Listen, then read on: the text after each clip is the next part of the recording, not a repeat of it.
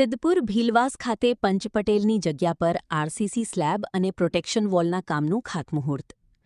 સિદ્ધપુર શહેરના ભીલવાસ વિસ્તારમાં પંચ પટેલની જગ્યા તરીકે ઓળખાતી અંબાજી માતા અને જોગણી માતા મંદિર વચ્ચેની જગ્યા ખાતે સ્થાનિક નાગરિકોની સુવિધા માટે બેસવાની વ્યવસ્થા તેમજ જગ્યાના સંરક્ષણ માટે આરસીસી સ્લેબ અને કોમ્યુનિટી વોલની પ્રોટેક્શન દિવાલ બનાવવાના કામનું ખાતમુહૂર્ત કરવામાં આવ્યું હતું.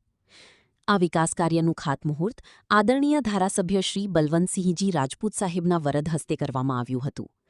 આ પ્રસંગે ભીલવાસ વિસ્તારના નાગરિકો તથા ભીલ સમાજના આગેવાનોમાં આનંદની લાગણી જોવા મળી હતી.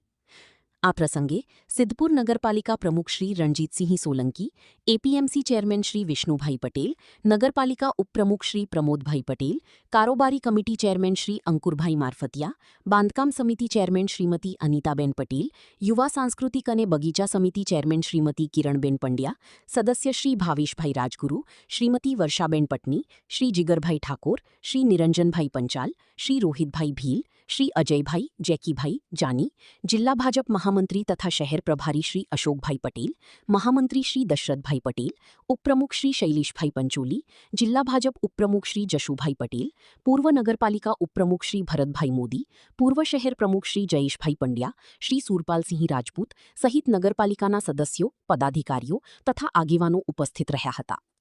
આ ઉપરાંત પૂર્વ સદસ્ય શ્રી સુરેશભાઈ ભીલ, પૂર્વ સદસ્ય શ્રી શંકરભાઈ ભીલ, એજીએસ તાલુકા પ્રમુખ શ્રી સુરેશભાઈ ભીલ, સમાજ પટેલ શ્રી ભરતભાઈ ભીલ તેમજ ભીલ સમાજના આગેવાનો શ્રી બલવંતભાઈ રાણા, પત્રકાર શ્રી જગદીશભાઈ ભીલ, શ્રી કિશનભાઈ ભીલ, ભીખાભાઈ ભીલ, લાલાભાઈ, શ્રી ઈશ્વરભાઈ ભીલ, ભીલ સહિત સમાજના વડીલો, ભાઈઓ બહેનો, યુવાનો તથા વિસ્તારના નાગરિકો વિશાળ સંખ્યામાં ઉપસ્થિત રહ્યા હતા.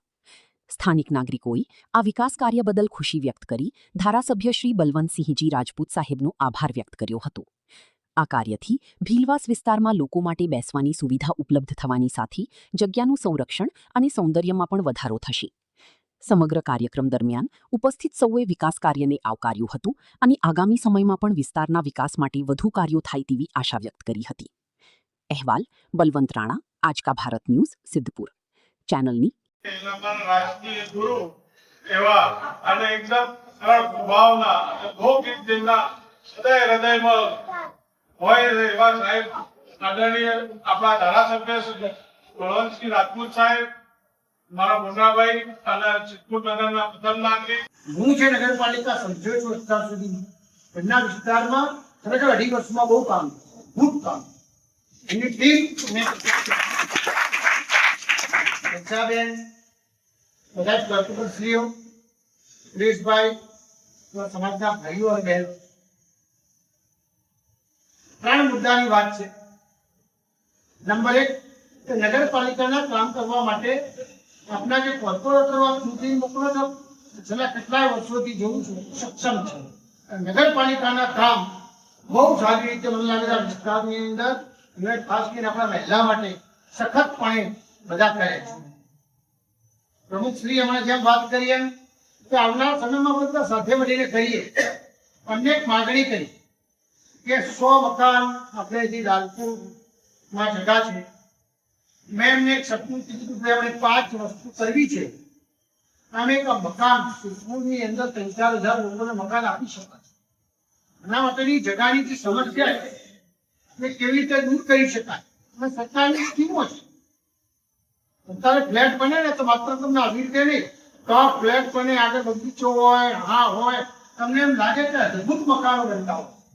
અને અમે સખત ચિંતા કરીએ છીએ કે જ્યાં બી જગાનું ડેવલપમેન્ટ અનુકૂળતા હશે, સુરેશભાઈ અમારા ભણાવી